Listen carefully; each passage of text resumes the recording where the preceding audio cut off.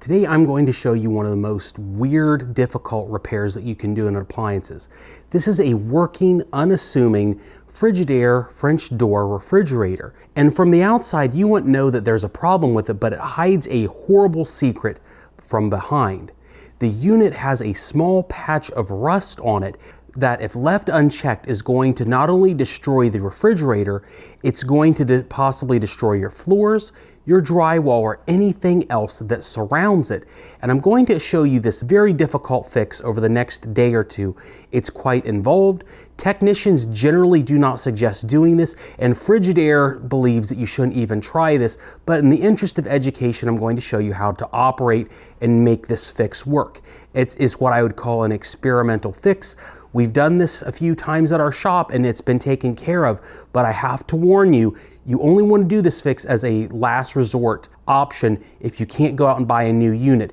In the interest of saving an appliance that could go to the dump, I'm going to show you how to fix it today. So let's get behind the fridge and I'm going to show you what we're dealing with. To show you what's going on with this fridge, let's go ahead and use an IR camera real quick. The back of the refrigerator is near ambient temperatures until we get to that rusty area. It's essentially acting as a refrigerator on the outside of the refrigerator, drawing moisture to the rusty area, and it will only get worse until we actually resolve the problem. Now, as a note, this area actually isn't that bad on this particular refrigerator, and honestly, it probably could have been resolved by fixing the source of the problem, which is typically the ice maker having huge air gaps in the housing system, which needs a repair kit. Now, I'm going to have that part of the repair in another video, and that video is going to come out soon. Now, before we begin this repair, make sure to have the unit unplugged, although we're not really dealing with anything electrical in the system. But to start this repair, I'm going to go ahead and get the ice maker and water lines out of the way where we're going to be working, and I'm going to use some tape to keep them away from the work area as well. Next, we want to take the metal off that is around the rusted area.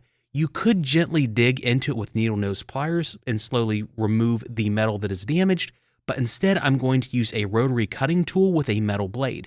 The skin of this refrigerator is extremely thin, and the damage of the rusted area has allowed a small gap in between the metal and foam, so there is some room for a margin of error, so you don't have to worry too much when using this rotary cutting tool, and I've done this on other refrigerators to fix this problem. Gently cut around the rusted area, leaving about a 2 to 3 inch gap around the rust, due to the fact that we're likely going to have to dig around the compromised foam in just a little bit.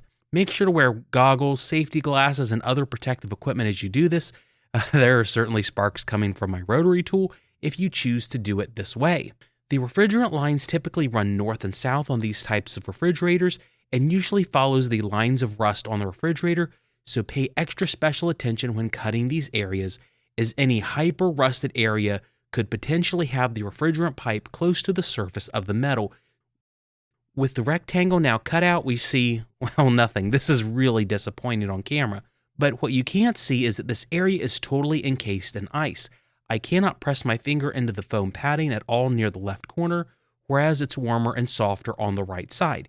Here's the IR camera picture showing that the temperatures have dropped even further as we've moved the metal out of the way and have the refrigerator off. This also explains why it feels that it's frozen over to me. Water has seeped into the insulation and frozen in place, causing the foam to conduct the low temperatures to the metal, causing it to rust out. We need to warm this area up and remove the compromised styrofoam. You could go about this a few different ways. You could use a hairdryer on the lowest heat setting, a steam gun, or since I run a shop and this is just in my business, I'm just going to let it warm up by making sure it's unplugged and then coming back the next day.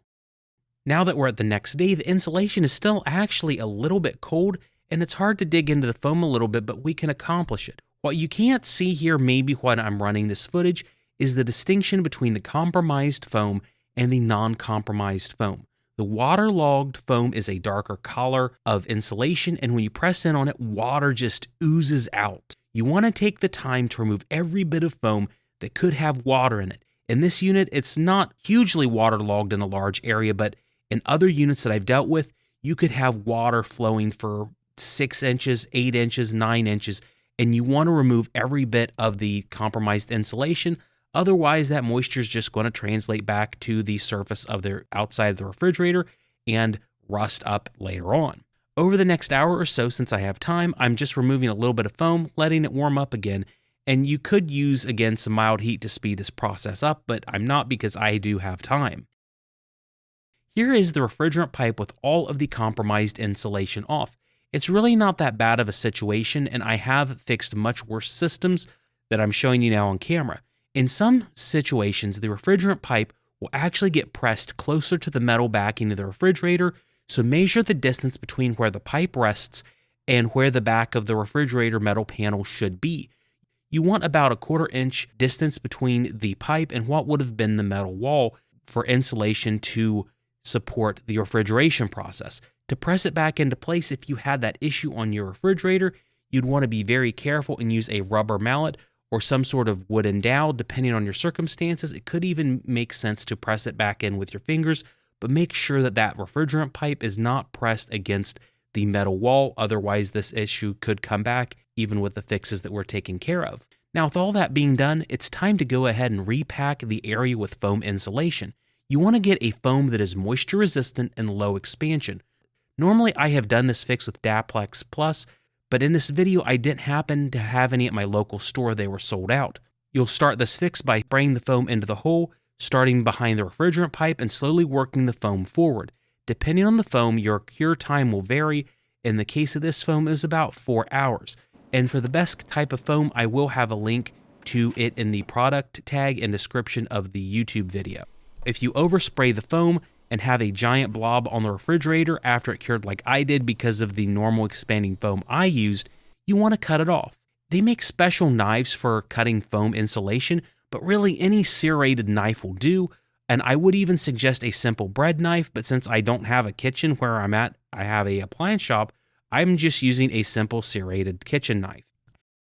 After you've trimmed the foam, the next thing is to put another foam moisture barrier on it, or at least this is what I like to do. After measuring the area, I cut out a piece of my favorite foam sealant ever, which is Frost King FV516. It's typically used to insulate refrigerant lines and HVAC, and it's actually identical to what most manufacturers use to line the inside of refrigerator panels like this Whirlpool that we're showing on camera. This is going to go on flat into the area where we cut the piece of metal at, and is not overlapping that metal that is on the refrigerator. Once it's on, it's not very secure despite there being adhesive, and we still could have an air gap on the refrigerator. So I'm going to use a tube of SIL 4500, which we always have on hand at our shop to fix other refrigerators. You could use any silicone moisture sealant since this is on the outside of a fridge, but this is actually a food grade sealant, and again, we use this all the time on the inside of ice makers. It's perfect for this kind of job, and I have tubes of it. Now with the outside of this sealed, I'm going to go ahead and take strips of metal HVAC tape and put it on the refrigerator, pressing it down as best as I can with a putty knife. This tape is insanely tight against the unit and is very difficult to remove if you needed to, which I did trim up with my putty knife just a little bit. Now that we have the entire foil system on and everything looks decent and sealed, the real question is, what is the result of doing this test? So what we're going to do is go ahead and take this refrigerator, plug it in, and run it for a solid week and see what happens to the temperature on this foil piece. Now here it is a week later. I have my camera. The temperatures on the front of the refrigerator UI say that the temperatures are normal. Let's go behind the refrigerator and look at it on the FLIR camera. And here we go.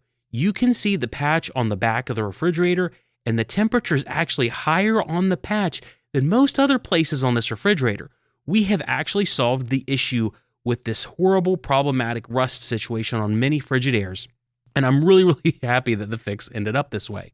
Even though I've done this a time or two on other refrigerators, I never had the chance to have an IR camera, and you can see that the refrigerant is cooling down in other areas of the refrigerator backing, but not where we apply this patch. It's about 10 degrees cooler in other areas. I would note that it's very important to fix the ice maker problems in the cabinet as well, because you could have this problem come back in a different area, but at least this fix and this part of the video is done. And even though this was a smaller area I had to cut out and dig, you can scale this up to as large as you need to on the refrigerator. It will take more materials and sealant, but I think this fix will work on a much larger problem if you want to tackle it. Remember that the materials that I used will all be listed on Amazon, as well as some of them from bens-appliances.com, which is the page that I have. And I hope this helps you with what a crazy and difficult problem that this situation can bring you. Have a great day.